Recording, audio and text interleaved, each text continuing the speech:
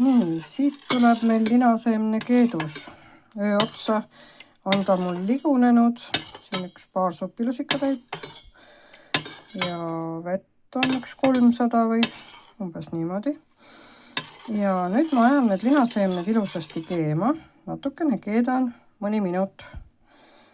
Et siis näete, et ta muutub selliseks nagu libedaks kõik. Siis tuleb see keedus, mis on läbi sõela ajada. See on üks kõige raskem osa. Aga te saate suurepärase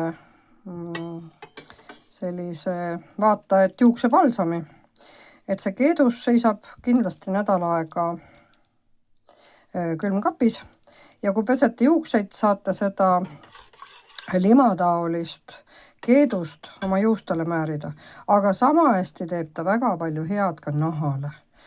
Ja see on üks huvitav retsept, mida minuga üks sugulane jagas.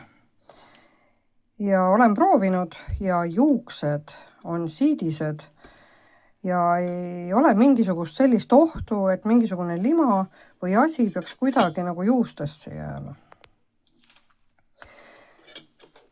Et tõepoolest juuksed on siidised ja täiesti naturaalne vahend. Soovitan.